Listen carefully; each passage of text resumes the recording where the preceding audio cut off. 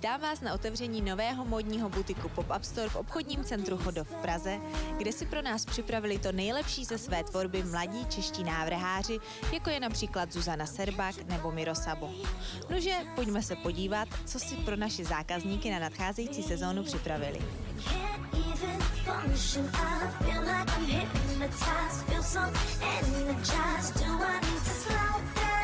Co se tady dneska děje? Tak dneska máme unikátní příležitost otevřít pop-up store českých mladých designérů v obchodním centru Chodov. Jak vás to napadlo vůbec takhle se angažovat v takovémto projektu? Tak samozřejmě obchodní centrum Chodov je především o módě a módních značkách a nás napadlo, že by bylo určitě zajímavé pro naše zákazníky a návštěvníky objevit vlastně pro ně naše módní české mladé designéry. To není úplně zvykem, že obchodní dům sám od sebe dá prostor takovýmto mladým talentům.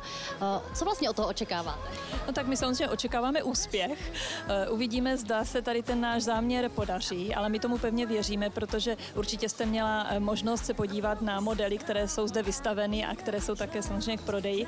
A doufáme, že i náš návštěvník to ocení a prostě očekáváme, že opět centrum Chodov bude bráno jako místo, kde opravdu styl a odívání je na prvním místě.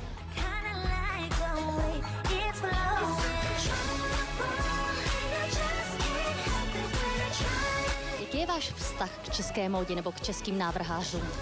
Tak já musím říct, že velmi kladný, protože s pár návrháři spolupracuji nejvíce asi s Beatou Rajskou, ale zároveň vlastně udržuji nějaké kontakty právě s těmi mladými nadějnými talenty, kteří třeba nejsou ještě tak úplně známí. A myslím si, že to je výborný start k tomu začít nějakou spolupráci a třeba i takovým talentům pomoci. I love Fashion TV.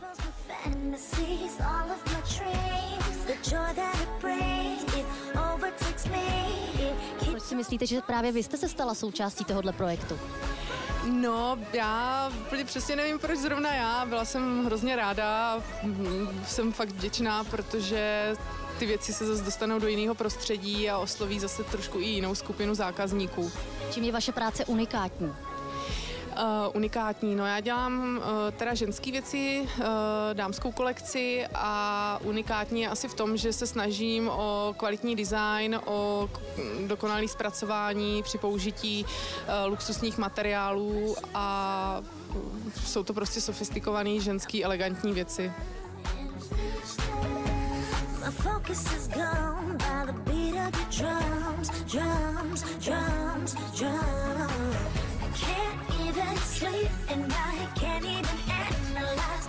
Zdeňko, kde jste brala inspiraci pro vaši kolekci?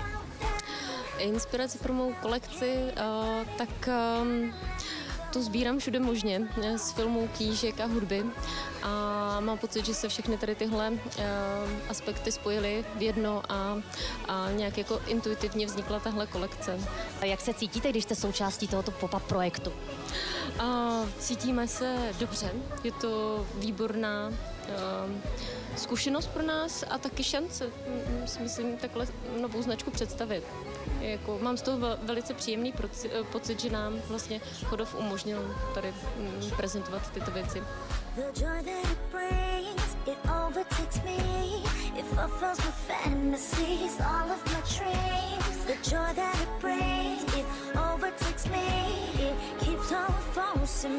Jak se cítíte, když jste součástí takového projektu?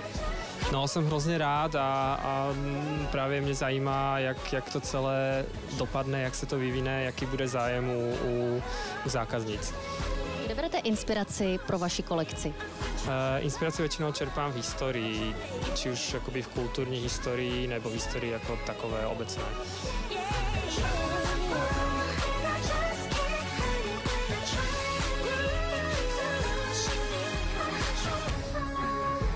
O tom, že nabídka je zde opravdu pestrá, se můžete přesvědčit v obchodním centru Chodov a třeba si zde vyberete stejně jako já.